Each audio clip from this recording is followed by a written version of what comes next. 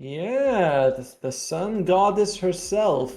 I mean, the global presence is amazing for EHOME, right? You got the Nature's Prophet Dawnbreaker who can show up anywhere. That's, I feel like, a big part of what a lot of Polaris do in game was because, Nature's Prophet can show anywhere. EHOME now has twice as much global presence for their side. And NP shows up, probably being played by. I guess Xiao Yu's gonna be playing the Dawnbreaker now, and it's gonna be MKS on the NP. But yeah, you guys show ATOS, and suddenly the sun girl is always on top of you. Feels pretty good. Bottom lane NP and Crystal Main is a decent duo. Top lane Dawnbreaker Tusk, or it could be Tusk being played mid. But I like the Dawnbreaker Tusk combo. It feels like that's a lot of damage as well as mobility with those two. Yeah, it definitely can be. So they're gonna have to watch out if whoever does go up against that, and they're gonna pick the Morphin. Okay, so I was thinking that's if they want like a carry that has a good bit of maneuverability and ability to get out of the shards as well. Like if they get trapped in the shards with the Dawnbreaker, yeah, it's gonna be devastating. So the Morphin gonna be able to just waveform out every single time. So should have a pretty safe a safe lane. Don't see him going down. And EHOME, they're looking at this Morph lane. They say, okay, you guys have all your cores on Polaris. They get rid of the Clockwork just because he's a good hero to cut the distance to the Nature's Prophet. I guess they feel like it's probably going to be Marcy support, which did see Jing do it in game 1. I think it's going to be the same in game 2. So Bogdith Prophet, Mac Pangolier, Akashi Morphling. They might need another support here. EHOME, you really do not want the Dawnbreaker and the Tusk to go up against Marcy Morphling. You'd hope for something with a little bit more that's easier to bring down. But apart from the Death Prophet, they're very mobile on Polaris Esports. Not the easiest thing for Dawnbreaker to get her combo off, or even the snowball. Right, it takes forever just to land. Yeah, that's very true. And okay, so they also ban out the Trium. I think Invoker. Invoker, well, pick up for EHOME. Yes, I mean that's a good Spirit Vessel maker. You need something that can make Spirit Vessels. You're up against Morphling A. All right. Watch this. They pick Ancient Apparition, Dawnbreaker offlane, mid Tusk, carry Nature's Prophet, Ancient Apparition to just counter the Morphling. EHOME I would instantly think they would win. Instantly. It just straight up 1-1. Yeah? You'd have that much confidence in the AA last pick. Huh? It could be quite cool. They got versus. Okay, alright, that's fine. That's fine. Lots of damage. I like it. Yeah, again, more global presence. All 3 cores have just they just rain damage down from afar. So I guess like the whole game plan here for EHOME is Tusk and Crystal Maiden go smoke on themselves, see how they find. Obviously, they've got a good amount of lockdown between the two of them with the Snowball plus the Frost Blast. No, not Frost Blast. Sorry, the oh god damn, what's that root called now? I completely forgotten. It's blanked my mind. The Frostbite. Frostbite, that's the one. Yeah, like with those 2 abilities, easily able to lock someone in place, allows the Dawnbreaker to come in, gives time for the Nature's Prophet to complete their TP. Not that the Zeus needs time to press R, but it's there. It's, so much ways of catching people across the map here from EHOME. I am liking it. It does feel like the Morphling will be relatively hard to bring down, though, at all stages of the game. Although there are times when, as a Zeus, you press R and you get the nice double kill. For the guy you're aiming for, and a casual Morphling on the side. Like, hey, I didn't think that was going to happen. Always very fun to do when you're playing Zeus. Polaris, they're kind of, now they have to think, is it going to be Zeus mid or Zeus mid? I'm like 9% sure that it's going to be Knight going mid Zeus, but we have seen support Zeus. It can work. It does require like a little bit of investment. It's like a bit of an expensive support to pick for, but it can work. And Polaris, what are they going to go with? They go with the Snapfire. They didn't need the support, and they just go, person who can help you against the Tusk Snowball, against the Shard. And okay, it's going to be offlane Dawnbreaker, mid Zeus, so it's going to be the position for Tusk at least. Right? Okay, yeah. They're putting Bok onto the Marcy, so is that position 3 Marcy this time round? Is Jing on the snap? Okay. How are you feeling about the core Marcy this time? I like the core Marcy. What I don't like is the position 5 Death Prophet. We've seen it be very hit or miss, and you have global presence. I feel like it should be relatively easy for them to always bring her down. In game 1, I went with EHOME's draft. I'm feeling EHOME's draft again, but I do know Polaris is it feels like they're a better team. On the other hand, EHOME does have the the game 2 buff. You know how they are. They take the enemy carry, make it their own, so they kind of have that buff going on for them. I'm gonna go with EHOME again. I love the global presence. I think it's gonna be a little bit more active, and yeah, EHOME 1-1. We got 1-1 on our side. Yeah, I think I'm gonna have to. I think I have to agree with you there. Like, it does feel like they've got a bit more of a well-rounded draft this time. They've got a clear objective for what they need to execute, and as long as if they can execute it, they should be able to just continuously find pickoffs and kills. Once obviously their global abilities are off of cooldown, of course. But yeah, as you're saying, Polaris are the better team in general, so we'll see how they're actually just able to perform around that regardless. Again, it was like what I said at Game Number 1. If Polaris get a dominant lead at the start, like 5,000 gold by 10, 15 minutes, something like that, I could see them running away with it, but I feel like it's a lot less likely this time. I think so too. And I mean, EHOME, look at Knight. His last match with Zeus was 21 kills and 3 deaths. That just shows. I mean, he knows his Zeus. He knows his Zeus. There's no way he's gonna be losing. You gotta have faith. You gotta have faith. EHOME, I like the draft. I think that this global presence is gonna work. One thing I'm not so sure about is how they're kind of durable, right? But you have 2 cores, which are the Zeus and H-Drop. These guys die if someone gets on top of them, and you are up against the core Marcy, as well as a Pango and a Snap. Like, there's a lot of mobility on Polaris. That's something that you worry about for EHOME. Yeah, that is very true. It might be difficult to actually get hold of people. So, well, I mean, obviously the Nature's Professor will be getting the Glepnir eventually, so a bit of extra extended catch they might have. Mac trying to scout out for ward potential, just ends up getting pushed away. But we've not really seen any teams go for like some crazy first blood plays lately, and I say that Mac is getting beaten into a little bit. Even Zhao Yu come for the cutoff, but it's just good damage. Might just be enough to force Mac back to the base, or even by the tier 2, just to regen up. But we'll probably just end up being a 2-for-2 bounty split again. Yeah, most teams seem kind of content with like, yeah, we'll take 2, or sometimes they take 3, but rarely is it like, oh, 5-man smoke trying to get the kill. I mean, we've seen it happen, but teams aren't too heavily contested. Maybe they're all just tired. They're like, oh, this patch, are we really gonna put in so much effort, at the start of the game? Oh, EHOME gets 3. Oh, nice steal by Salad. Just walks in with the snowball and just disrupts Akashi completely. Very nicely done. Every little bit of advantage you can get at the start will help. Actually, that's all 4. Yeah, all 4 bounties. Oh dear. Okay, let's get to this one. Did not see that. Okay, so EHOME, they still like this patch. They're still like, yeah, putting in 100% every game. They're excited. They're like, let's get the bounties. Gonna do everything we can. Polaris is like, we're fine. We already qualified. Giving them that little handicap, making them feel better. We're like, yeah, you can have the bounties. We don't mind, guys. We're feeling generous. Okay, alright, off to a good start. Top lane, I'm worried for the Crystal Maiden. I feel like Crystal Maiden is going to be losing his life quite a bit. Once we have like level 2 or 3 on the Marcy and the Snapfire, it's just so much damage into Crystal Maiden, so worried about him. Bottom lane, I'm worried about... Yeah, I was going to agree. I don't think they need to wait for level 3, do they, in this lane? Like, level 2, if, Yes. grab the cookie, scatter blast, the rebound, and dispose like that. That's all they're going to need to bring down a main. Let's be honest, she's like one of the squishiest position 5s in the game, and can be painful. But I mean, she's making use of the fact that they don't have that advantage yet, just constantly spamming out the frostbite, getting them low. So, it makes them sort of think twice about if they want to try and go for that kill. And Lowe's got 5 tangos, so he's like, I'm here to use all my health, and then I guess I'll just die, no problem.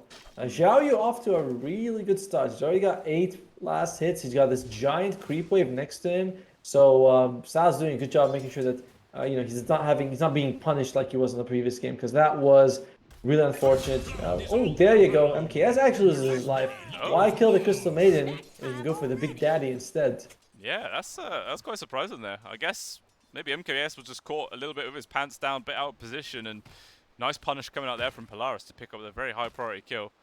Yeah, that's a good way to start. It's gonna happen, right? This top lane is it's so powerful. Marcy and Snapfire. Mid lane though, Knight versus Mac, Zeus versus the Pangolier. Does feel like you can farm pretty well on both of these heroes. Later on, I expect Mac will suffer a little bit just from the constant arc lightning, but it's hard for him to kill the Zeus thanks to that heavenly jump. And I gotta ask this. I asked this to everyone I work with. What do you think of that skill, heavenly jump? It was a shard. Now it's a basically. Oh, bottom lane. Sorry, CML. CML, yeah, brought down. Does actually manage to avoid the hammer strike, but regardless, still gets brought down. Even going to find that little +1 to catch his courier. So yeah, nice little move there from EHOME, picking up that free kill onto the position 5. But yeah, like you were saying with the heavily jump, I quite liked it where it was just made into the normal skill. I thought it was really cool because then that just opened up the Zeus to being that position for potential pickup, as we were saying in the draft. And so I love that. As soon as people started playing position 4 Zeus, I started spamming the hell out of it as well. It's just great fun. There's very few supports that you can be where you can actually, you know, do damage and get kills, and it just feels so much more impactful and, you know, more fun sometimes. Especially when, like, you know, you just press R and you get a kill somewhere else on the map. Like such a feels good moment for a support for sure. I love it, right? Like, you get an Aether Lens and a Shard. I mean, even just a Shard, honestly, you don't even know it is, but you get the Shard and the Aether Lens, and it feels like you're useful for the rest of the game, right? Yeah. You just stay behind Arc Lightning, but then you're like, well, if I get an Agate Scepter and Refresher Orb as well, guys, I'll be so good. And it's a lot of fun. Oh, but top lane CML, sorry, Low is not having fun. Yeah, he gets jumped on immediately. They did stack their stuns, like both the Cookie and Rebound at exactly the same time, but regardless, just that double clash of slamming into the Crystal Maiden, she just still disintegrates underneath it. It's too much damage. But MKS has got to be careful. I mean, like, he could definitely just be jumped on himself. He's very squishy and low HP. Well, not low HP, but he's low enough that they can punish. Yeah, if Low's around, then MKS can do kind of whatever he wants, but the moment Low dies, suddenly MKS becomes an option for Polaris to kill. And they already got a kill on him once. He's actually having a really tough time CSing this game. Only 14 CS in 4.5 minutes. That's not ideal, to say the least. No, definitely not. Especially with seems like, you know, normally Nature's Prophet is meant to be pretty good. Jump forwards again, they're onto Low. Looks like Xing will get punished as a result. Can Bok at least get killed onto Low? Looks like they can't. And the Sprout's not being hold for long, but the Frostbite's going to do a good job. Out come the body blocks from the Treants, but can't quite get them in the right position. So at least Bok's able to get away, but hey, a little bit of space for MKS to work with, getting a free kill as well. Xiaoyu though, he's really the big winner in this lane phase so far. Just like he's having just a fantastic time, getting a lot of farm. He's already got the Soul Ring, which means that he's gonna CML. So he needs to be careful. Looks like Xiaoyu's like, no, not gonna go for it. Not yet, at least. No, he's like, dude, I've got creeps. I'm gonna hit these creeps. I don't care about going for the kill. These things are worth more than just one little Death Prophet pickup.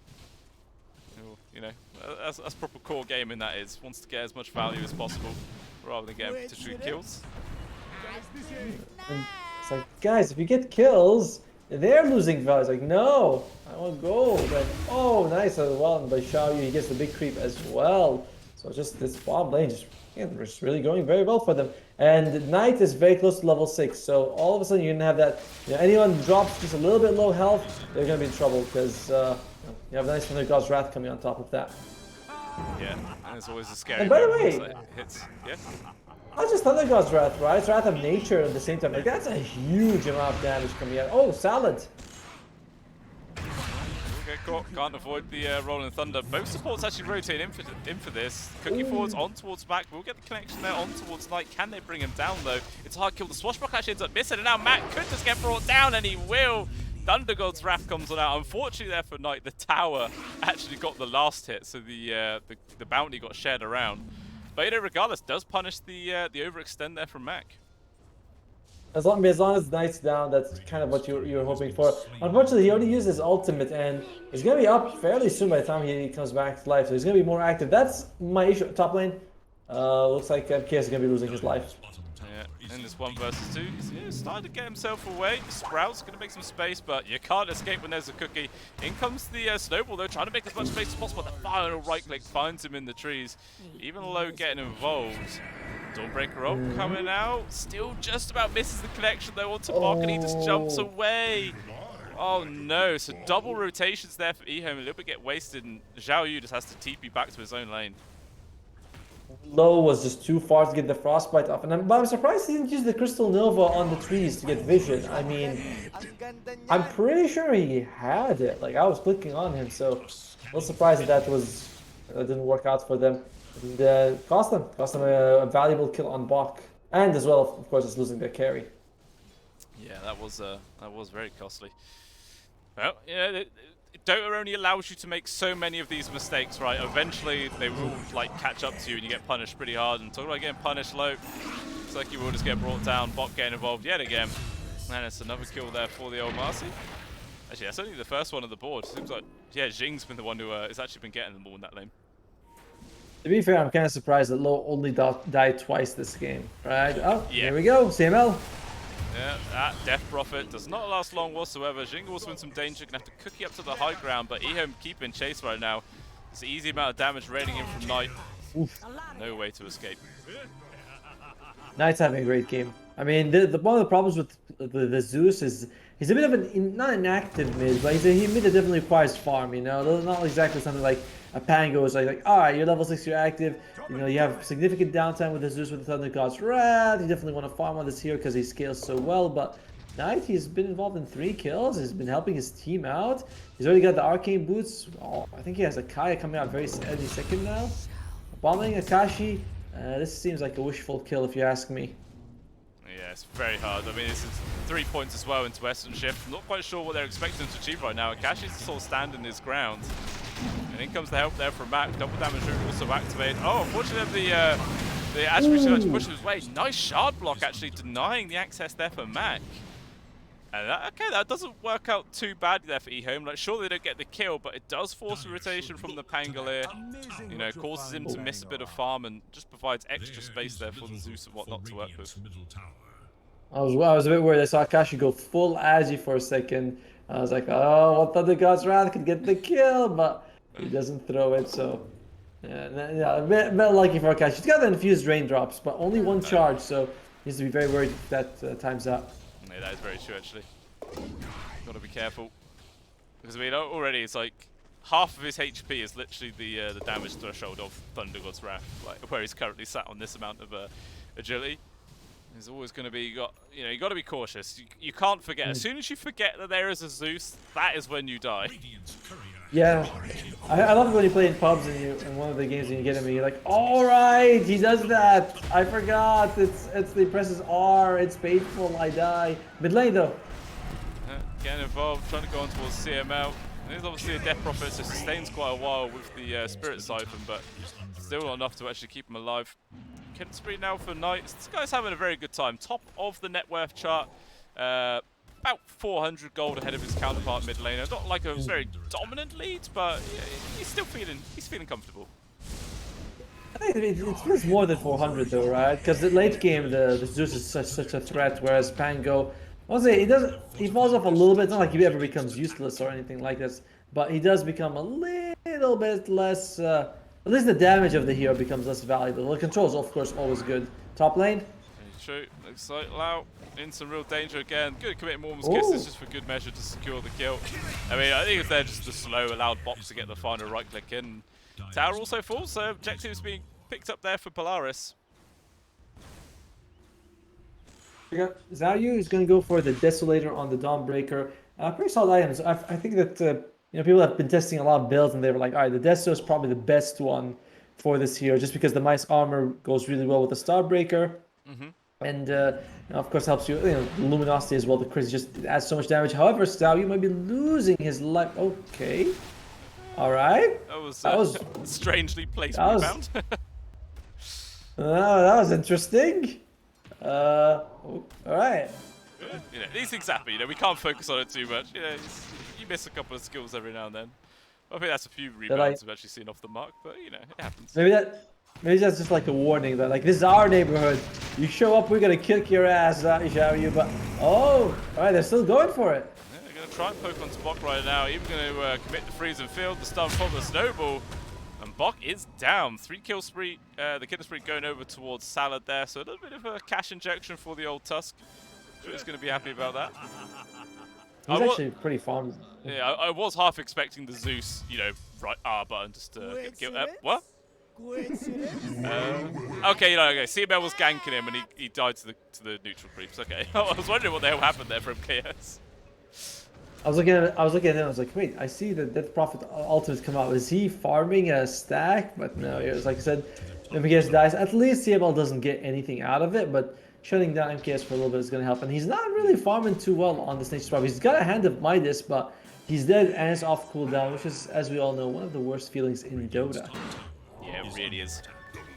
That item is all about Top efficiency, lane. used every single time. Bok jumping forwards. Again, the rebound doesn't actually land, but there is going to be the slow from the Scout Blast. Cookie forwards. And this will be a dead Zhao Yu. CML getting the kill. I mean, he's just bought the first Mithril Hammer, so it's not like he loses a whole ton of gold, but a bit unfortunate that he's there. This is kind of the thing about Dawnbreaker. You play it like a Spectre, but as an offlaner, you kind of want to play with your team around you. You don't want to play with your team on the other side, but Dawnbreaker is so good at farming this way. It creates a bit of that weird paradox of, I should be alone, but my role requires me to be with people. Yeah. I mean, that is like the one sort of downside to that global sort of draft is, yeah, you want everyone spread out as much as possible, getting all the sort of, every access to farm on the map, but that does sort of, separate your whole team and, yeah, potentially leave people up to get picked off, as we just saw. Polaris going for another little move. 3-man MKS. and yeah, he's just dead for sure. Mormon's Kiss is with the Royal Thunder. They're actually using the Dawnbreaker ult, but unfortunately the heal is just not enough, and now Xiao Yu's in some real danger himself. The slow's coming on in, Spirit Sight with the burst damage is there. 2 people down there for EHOME. Easy pickings for Polaris, and not even done yet. Potentially going to try and find more.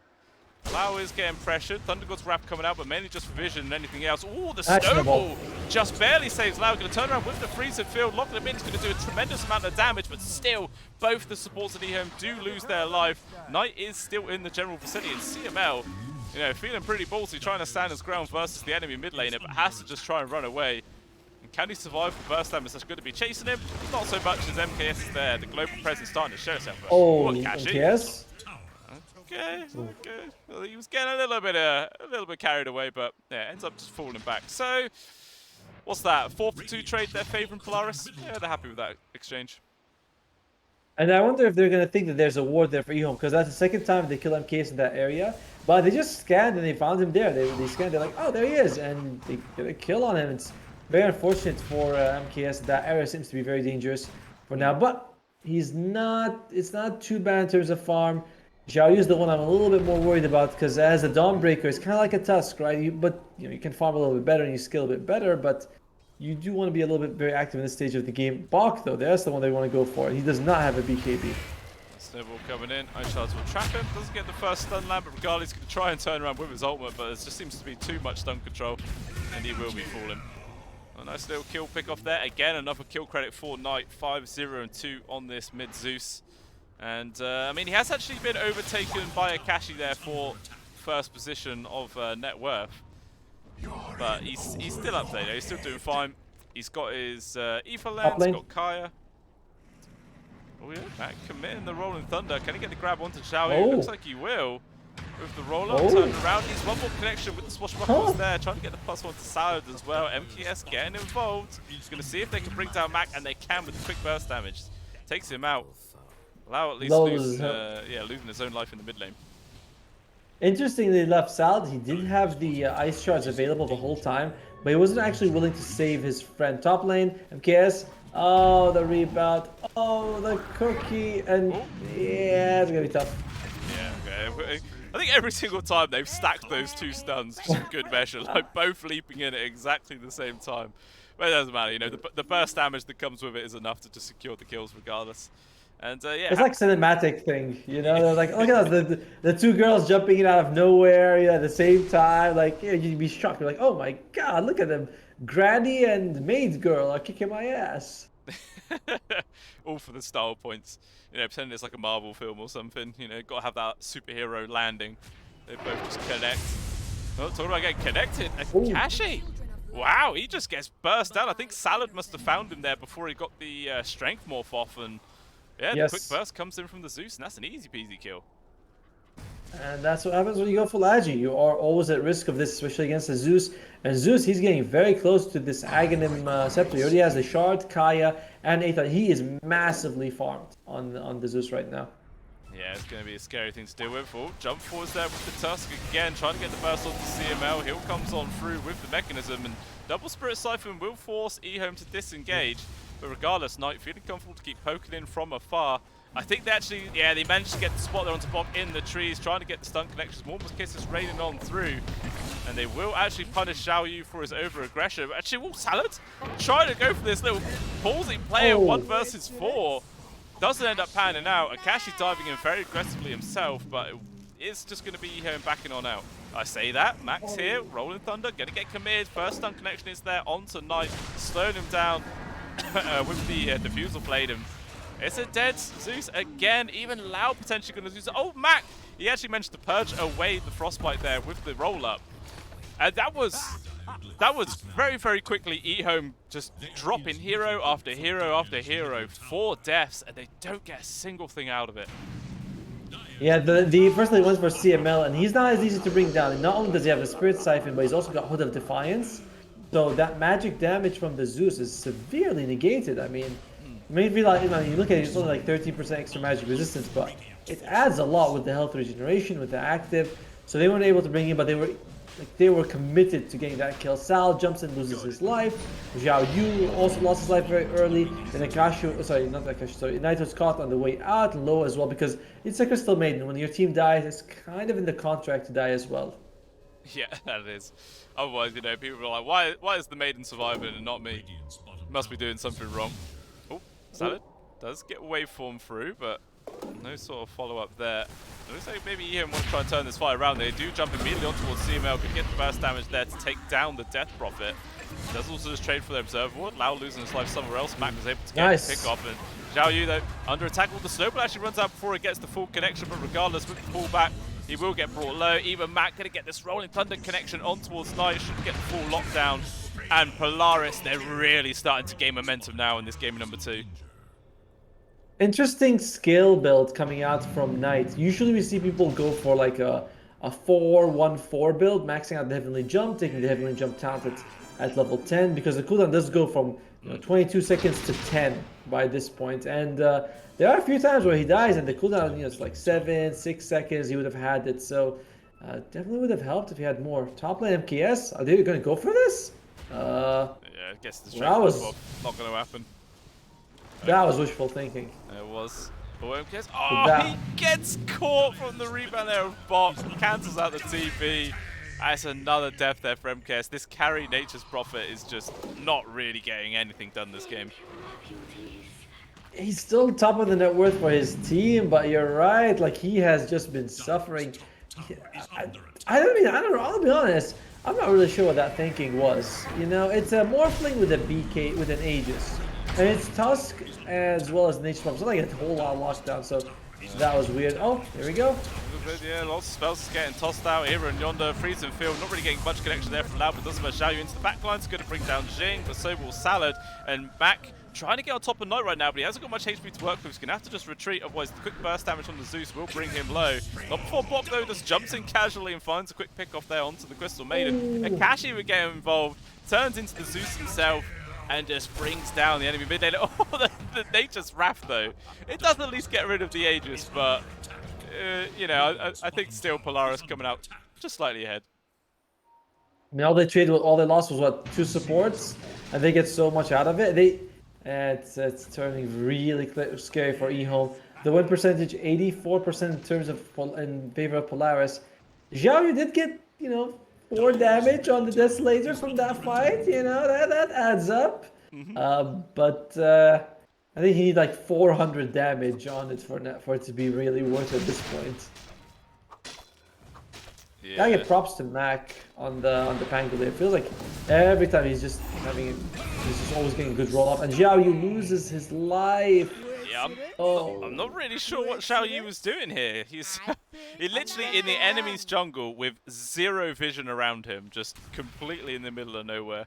I guess he's like, maybe the thought was, right, Polaris are just, taking control of our side of the map. I'll try and find what farm I can on their side, but it doesn't end up working out. And it looks like might just be seeing another dead Tusk here. Salad just gets quickly brought down. And now 28 to 16 kills, 10k gold advantage for Polaris. And yeah, this sort of the global strategy for EHOME is just hasn't found its foot in this game. They haven't actually been able to pull off this once. And now it looks like MKS, he's gone again. Oh dear. And it's not like a BKB would have helped him. You're up against the Basher, so it's gonna be interrupted. Okay, there's one good thing that EHOME has. And that is that they have the Zeus, the defending high ground. Like that is pretty massive. You know, you go up and he's got Aether Lens, he's got the Shaw, he's got the Kai. So going high ground while EHOME has while Knight's alive is gonna be very difficult for Polaris, regardless of everything else. There's percentage damage from long range, and but apart from that, I gotta say I'm not quite sure what else EHOME has. And the Zhao Yu's starting to fall off. He's almost the same farm as Jing on the Snapfire. That's pretty scary. Yeah, that's not the position you want to be in for an offlaner for sure. I mean, yeah, he pretty much just has the Desolator to his name. Got 6 bonus damage, which it's not really that much either. Not quite working out the way you would like. And yeah. And by the way, yeah, go on. CML's got the pipe, so that magic damage is going to be severely negated. 30% magic resistance for you. Oh, all right. Goes getting the scout. They will get the vision onto pop with the BKB. He's going to try and run himself away, but the right clicks raining on in will actually bring him down. The rest of Polaris are in the general vicinity. Maybe they want to try and actually take this fight. The jump forwards there from Mac. We'll get the stun connect onto Knight's going to try and control the Zeus to keep him out of the fight. Meanwhile, Kashi trying to get on top of anyone else he can. He's actually going to change onto the Knight as well. Down goes the Zeus. Can't get away out that one. MPS barely able to complete his TP. I think Salad made the space, cost him his own life. They allow also going to fall. So, okay, they get the kill onto Bok, but heavy losses again. Both supports and their mid laner. Did you see what was happening that fight? For most of it, Knight was just trying to get this D ward off, right? He got one hit off, and then he was kind of waiting. Do I jump? Then he jumps in with the heavenly jump. It's very awkward engagements from EHOME. They fight right next to a ward, which they know is there. They know it's there. Yeah, it's a big question. Maybe they could have just got the kill onto Bok and then tried to disengage, but I don't know. Maybe they felt like they sort of had to take a fight. Bok just got a solo kill as well onto MPS elsewhere on the map. Now though, EHOME get involved. Buyback as well for the Aegis Roth. They want to try and win this fight if they can. Cookie pushes back up into the high ground, but Zhao Yu gets completely separated. He gets dead.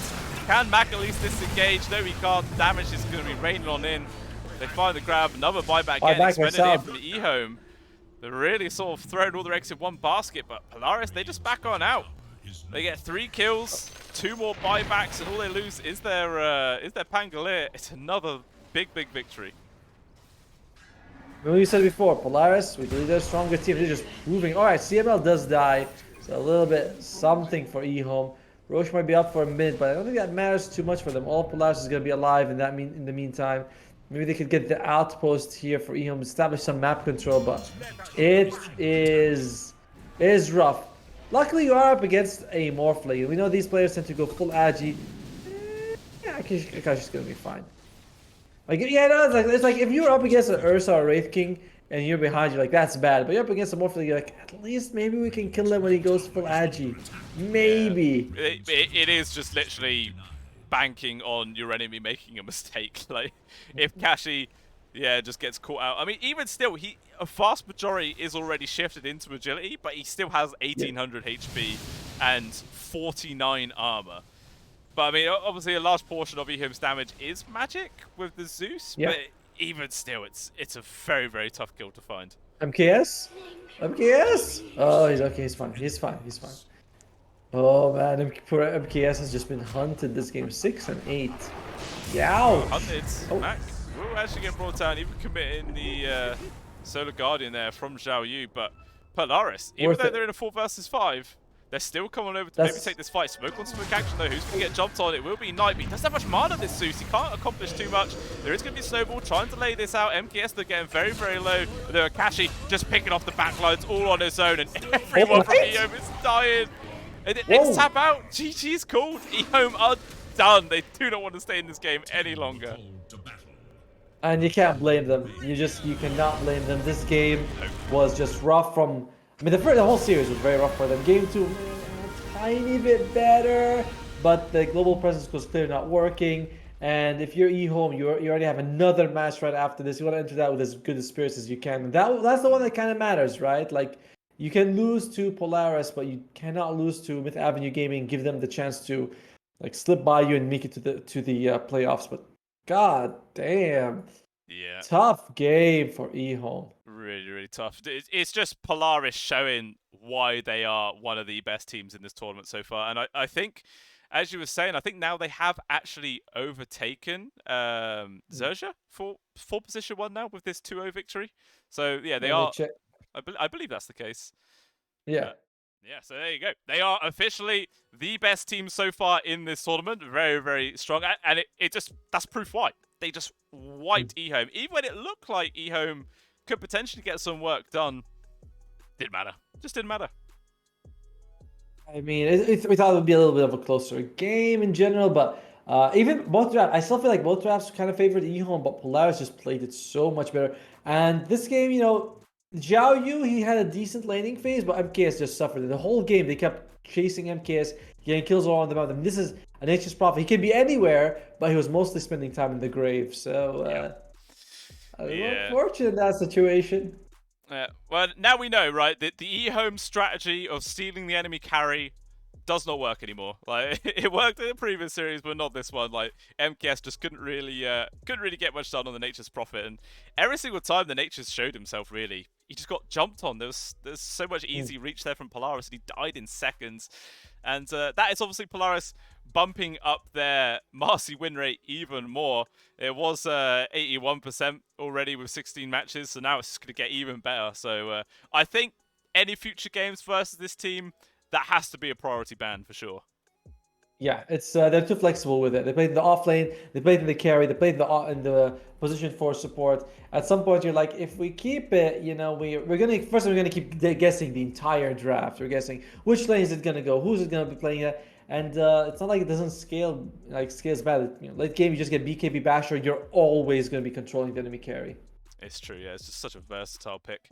But yeah, that is the end of this series, guys. Polaris do take it 2-0 versus EHOME, but EHOME are not done. They are going to be the next series going up against Myth Avenue, and as Otomo was saying, both of these two are going to need, they still need some points to secure their position to maybe go through into the actual playoffs. So this is crucial now. If EHOME also lose this next series, not only are they going to be quite low on points, but they're going to be so demoralized as well, like having a really rough day, getting smashed left, right, and center. That, yeah, they're going to have to bring something fresh to the table, some new ideas, anything to help turn this around for them. But yeah, that is only about 15 minutes away, guys, so not long at all. And yeah, do stick around. We've got more Dota 2 to come.